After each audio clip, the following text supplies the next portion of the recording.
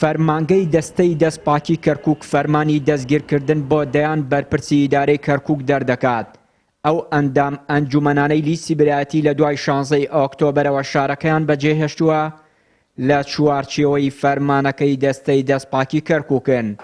دوائر كركوك وفق القانون لە ماوەی ڕابردووشدا بە تۆمەتی بە هەدەردانی سامانی گشتی ڕاکان جبووری پارێزگاری بە وەکالەتی کەرکووک چەند جارێک لە دادگای کەرکووک ئامادەی لێکۆڵینەوە بووە. جگە لەمە ژمارەیەک فەرمانبەر و بەڕێوەبەری بەش لە کۆمپانیای بەرهەمەنەوتیەکانی کەرکووک فەرمانی دەستگیرکردنەکە دەیانگرێتەوە. لەو بارەیەوە عیرفان کەرکووکی ئەندامی ئەنجومەنی پارێزگای کەرکووک و یەکێک لەو کەسانەی فەرمانی دەستگیرکردنی بۆ دەرچووە بە پەیامی وت دۆسیەکان بە سیاسی کراون و ئێمە بێتاوانین بۆیە دەتوانین بەرگری یاسایی لە خۆمان بکەین بەڵام لە دادگایەکی بێلایەندا. ڕاوێژکارێکی یاسایی لە دادگای کەرکووک دەڵێت بە پێی یاسا دەبێ و کەسانەی فەرمانی دەستگیرکردنیان هەیە دەبێت لە دادگا ئامادە بن و بەرگری لە خۆیان بکەن بە پێچەوانەوە بە ئامادە نەبوو بە پێی یاسا حکم دەدرێن. ئەگەر لە ڕووی یاساییەوە قسە بکەین ئێمە هەر سکاڵایەک تۆمار بکرێت ئەگاتە محکەمەی تحقیق لە کەرکووک. محکەمەی تحقیق ئیشی ئەوەیە کە بەڵگەکان کۆ بکاتەوە دوای ئەوە ئیحالەی بکات بۆ محکەمەی جینایات یان بۆ محکەمەی جوناح. ئەم کەسانەی کەوا ئەمر قەبزیان بەسەرا دەرچووە دەبێت ئامادە بن لە ڕووی یاساییەوە دەبێت یعنی ئەوان دەبێت حاضر بن بەرامبەر محکەمە بۆ ئەوەی دیفاع لە خۆیان بکەن. ئەگەر بێت و حاضر نەبن بەرامبەر محکەمە ئەو کاتە بە غیابی داواکان ئیحالاکرێتە جینایات یان بۆ جوناح حکمی غیابی وەرەگرن و هەرچی ئەموالی منقولە و غێر منقولەیان ئەبێت حجزەکرێت.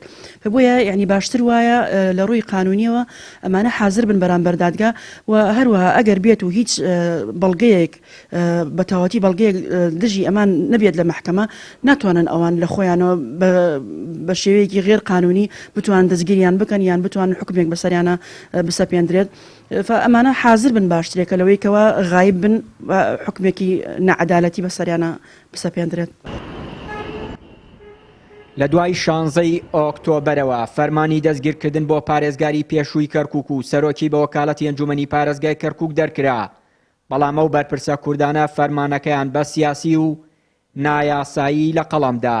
خۆی لە دوای 16 ئۆکتۆبەرەوە زیاتر بە تایبەت پارێزگاری کەرکووک بە وەکالەت زیاتر هەوڵەدات ئەو بەرپرسە کوردەکان یان ئەو فەرمانبەرانەی و کەوا کوردن هەوڵ ئەدات کە جێگەیان لەق بکات یان وا بکات کە نەمێنن لەم شارەیە.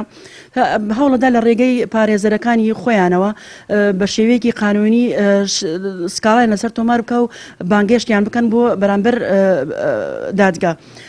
طبعا لایەنی سیاسی تیا هەیە ناتوانین بڵین تیای نییە بەڵام ئێمەش ئەبێ وەکو ئەوان ینی بە یاسایی ماوەڵە بکەین لەگەڵ مۆزوعەکانە بە تەئکید ئەگەر هیچ بەڵگەیەک نەبێ لە سەریان ئەوانیش ئەو کاتە بە کەفالەت بەرە بن و ئینجاش دوای ئەگەر ئیحالە بکرێت ئەوە بە ئیفراجە بن شەرت نییە ئەمر هەر ئەمر قەبزێک معنای وایە دەستگیرەکرێن و تەواو حکومە درێن.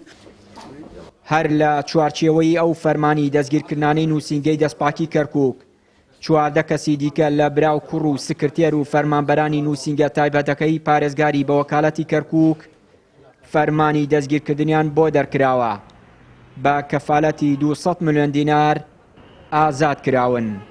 چیانوری کەناڵی ئاسمانی پەیام کەرکووک.